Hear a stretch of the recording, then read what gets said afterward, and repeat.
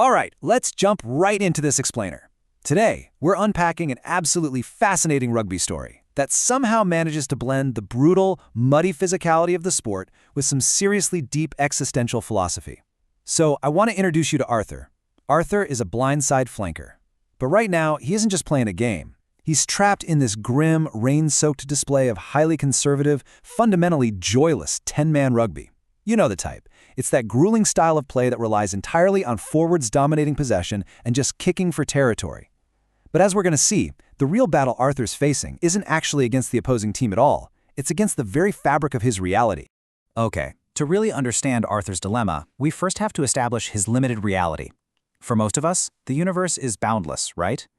But for Arthur, the universe is a strict, undeniable rectangle. It is exactly 100 meters long and exactly 70 meters wide. That's it. Within this space, he's one of 15 designated participants on his team, and specifically one of 8 forwards. And for years, Arthur has simply accepted his existential purpose. When the whistle blows, his one job is to plunge his head into the dark, sweaty abyss of the scrum. He obeys the man with the whistle because he's culturally conditioned to just call him sir. But today, well, today something breaks. So picture this. Arthur's just standing there on the 22-meter line waiting for a restart, and suddenly he is struck by a massive semantic absurdity. He looks down at his legally mandated studded plastic boots, and he starts actually questioning the fundamental spatial laws of his world. Think about it. To advance his team's position, he is legally required to pass the ball laterally or backwards. The core logic of his universe literally demands that to go forward, you absolutely must go backward. And this linguistic trap goes way deeper. Look at the punishments and rewards in this universe. If he accidentally drops the ball forward, it's an illegal knock-on, an offense so bad it's punished by completely restarting the universe via a scrum. On the flip side, consider the ultimate validation of all their collective suffering, crossing the line and grounding the ball. They are rewarded with 5 points, yet the system merely calls it a try. I mean, why call it an attempt when it's the successful culmination of the act itself? The system dooms them to this perpetual state of attempting, but never truly arriving. Now, this massive epistemological breakdown didn't just happen out of nowhere. Earlier in the match, Arthur's reality literally cracked open. A massive, heavy fixture actually plummeted from the stadium roof and shattered on the grass right in front of him. And when he picked it up, it was a stage light, and it had a label on it that read, Sirius 9 Canis Major. The stadium announcer hastily lied over the PA system, claiming a passing aircraft was shedding parts. It was just a flimsy excuse completely designed to pacify the mind before the big question of reality could fully form. So, the absolutely crucial point here is that Arthur isn't just tired of playing rugby. He is suffering from what neurobiologists call aberrant salience. His brain is, fundamentally, at a biological level, rejecting the constructed stimuli of the pitch. Every little detail, right down to the synthetic shape of the ball and the lack of sharp edges on his boots, is suddenly taking on this profound, terrifying significance. He's finally seeing the game for what it really is, a totally fabricated set of rules. Which brings us to Section 1, Plato's Scrum, the physical trap. Sir blows the whistle. Arthur obediently folds himself into the back row of the 3-4-1 formation, packing down alongside the open side flanker and the number 8. Bound tightly by the shoulders and neck, staring straight downward into the dark mud, he feels this crushing, claustrophobic weight. And honestly, this brilliantly illustrates Plato's allegory of the cave. The forwards are acting exactly like Plato's prisoners, restricted from childhood to gaze only at the shadows playing across the earth, completely devoid of free will. While he's packed in this muddy cave, Arthur notices the semantic absurdity of the men grunting right beside him, the front row. We've got the loose head prop and the tight head prop. But I ask you, what does it even mean to have a loose or tight mind when you are literally just a docile body trapped in a physical enclosure? It's utterly absurd. Across the line of scrimmage, the opposing forward pack pushes back. But to Arthur, these sweat-drenched men aren't just rugby players anymore. They're archons.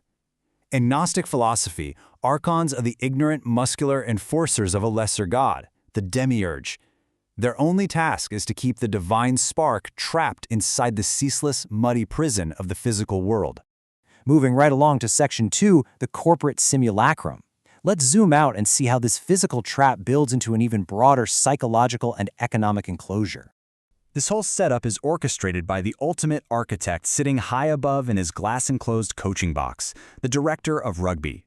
He demands this joyless 10-man rugby simply to manufacture predictable drama and protect his profitable status quo. Arthur looks around the pitch and sees corporate logos painted directly onto the grass.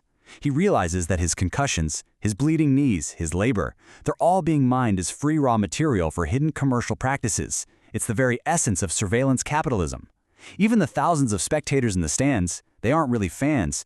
They're just a second layer of prisoners, enclosed in this algorithmic dome, voyeuristically consuming manufactured suffering to escape the empty realities of their own lives. The entire match is what we'd call a third-order simulacrum. It's a philosophical term for a copy with absolutely no original. There is no profound reality underneath this game at all. To be a good player in this system is simply to be a compliant, docile body in a panopticon of thousands of cameras, playing out a violent script just to sell insurance and sports drinks. And that leads us to our final act in Section 3, breaking the touchline.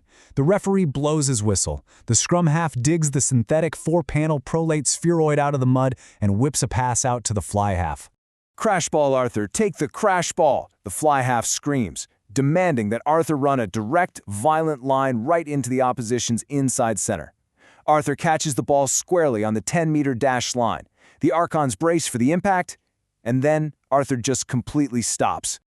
Standing perfectly still, Arthur just stares at the ball in his hands. It is the absolute centerpiece of his semantic nightmare. Think about his options. If he drops it forward, it's illegal. If he kicks it directly out, the universe will drag the play all the way back to the point of the kick, and if he crosses the goal line, he remains in a perpetual try.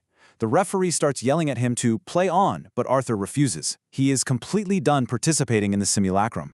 He tucks the ball under his arm and begins to walk laterally. He completely ignores the H-shaped steel goalposts wrapped in their sponsored padding. He crosses the 15-meter tram line, then the 5-meter line. He's in complete awe as he flagrantly violates the spatial laws of his reality, charting an entirely new path while his captain is absolutely losing it, screaming at him, asking what on earth he is doing. His captain yells that he's going into touch, but Arthur sees right through this final linguistic deception. The perimeter area is literally called touch, yet the very moment the ball enters it, it is deemed completely out of bounds, untouchable, and dead. The irony is just staggering. Arthur steps right over that solid white sideline anyway. Suddenly, the director of rugby's voice booms over the stadium's public address system. Acting as the demiurge, this paternalistic deity terrified of losing his most prized asset, he pleads with Arthur. "There is no more truth out there than there is in the world I created for you. The same lies, the same deceit. But in my stadium, you have nothing to fear. You are the star." Arthur looks up at the glass box. He gets it. He is fully aware that the ascent out of the cave is going to be disorienting, painful, and full of existential dread. But he also realizes a much more profound truth. The comfort of the stadium is really just another cage. The authentic self cannot be commodified. Unburdened by the absurdity of the whistle and the shape of the ball, Arthur smiles. He turns to the nearest television camera, offers a polite, exaggerated bow, and delivers this legendary, cheeky sign-off right into the referee's microphone. "In case I don't see ya, good afternoon, good evening, and good night." Still clutching the ball, he pushes past the security guards and walks right into the dark exit tunnel, stepping out of the broadcast and into the terrifying, unscripted void of the real world. What a phenomenal rugby story, right? It uses the strict physical boundaries of a pitch to just perfectly illustrate our own societal cages, and it leaves us with a critical question to examine in our own daily lives. Are you just running crash ball lines for your own corporate demiurge? Take a good look at the rules of the game you're playing today and ask yourself if the comfort of your routine is really just an algorithmic dome. Thank you so much for joining me for this explainer, and I encourage you to keep questioning the reality around you.